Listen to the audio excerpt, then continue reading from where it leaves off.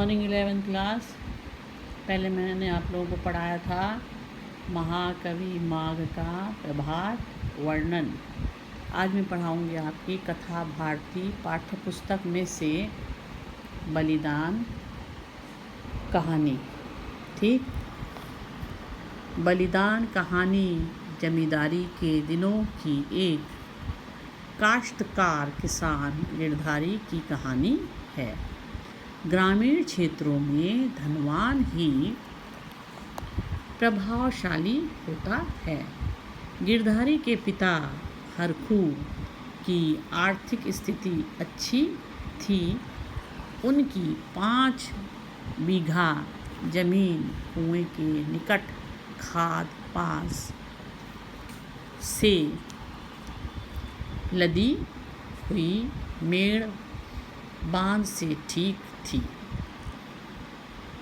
उनमें 3-3 फसलें पैदा होती थीं। समय बदलता है। हरखू बीमार पड़ गया। 5 महीने कष्ट भोगने के बाद ठीक होली के दिन उसकी मृत्यु हो गई। गिरधारी ने बड़ी धूमधाम से पिता की अंतिम क्रिया कराई। कुछ दिनों के बाद जमींदार ओंकारनाथ ने गिरधारी को बुलाकर कहा कि नजराना देकर जमीन अपने पास रखो, हम लगान नहीं बढ़ाएंगे। वैसे दूसरी ज़मीन लेने के लिए गांव के कई लोग दूना नजराना और लगान देने के लिए तैयार हैं। नजराना 100 रुपये से कम न होगा। गिरधारी उदास और निराश होकर घर लौट आया।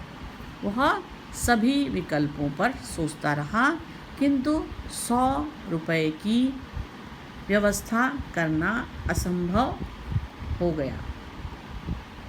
तब जो होना था वही हुआ। गांव के ओंकारनाथ ने उसकी ज़मीन अपने नाम करा लिया। उस दिन घर में चूल्हा नहीं जला। ऐसा लगा उसका बाप हरखू आज ही मरा है। वह अब एक गृहस्थ था। समाज में मान था, उसकी मर्यादा थी। अब उसे मजदूरी करनी पड़ेगी। कुछ ही दिनों में उसके बैल भी बिक गए, जिनकी चिंता उसे अपने से अधिक थी। बैलों के चले जाने के बाद वह अंदर से टूट गया। रात को गिरधारी ने कुछ नहीं खाया, चारपाई पर पड़ा रहा। सुबह उसकी पत्नी ने उसे चारों तरफ ढूंढा, किंतु वह नहीं मिला। चारों ओर खोज होने लगी, पर गिरधारी का पता नहीं चला। गिरधारी को गायब हुए 6 महीने बीत गए। एक दिन सुबह उसकी पत्नी सुभागी ने देखा कि गिरधारी बैलों के नांद के पास सिर झुकाए खड़ा है। सुभागी उसकी तरफ बढ़ी तो गिरधारी पीछे हटता हुआ गायब हो गया। इसी तरह एक दिन सुबह अंधेरे कालिका दीन हल बैलों को लिए खेत पर पहुंचा और बैलों को हल में लगा रहा था कि देखा कि गिरधारी खेत की मेड़ पर खड़ा है। वह उससे बात करने आगे बढ़ा। गिरधारी पीछे हटने लगा और पीछे वाले कुएं में कूद पड़ा। कालिका दीन हल बैल छोड़ चीख कर गांव में भागा। सारे गांव में शोर मच गया। कालिका को गिरधारी वाले खेतों में जाने की हिम्मत न पड़ी। कालिका दीन ने गिरधारी के खेतों से इस्तीफा दे दिया, क्योंकि गिरधारी अपने खेतों के चारों ओर मंडराया करता था। अंधेरा होते ही वह खेत के मेड़ पर आकर बैठ गया।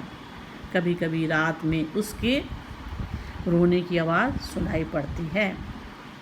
वह किसी से न बोलता है और न किसी को छेड़ता है।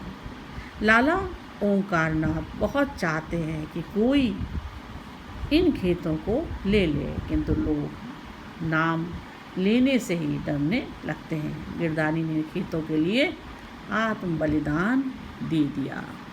बच्चों, ये आप लोगों की बलिदान कहानी मैंने आपको सुना दी है और ये आपका सारांश भी है। इस YouTube को आप ध्यान से सुन लीजिएगा, ठीक है, और इसको अपनी कॉपी में लिख लीजिएगा, ठीक।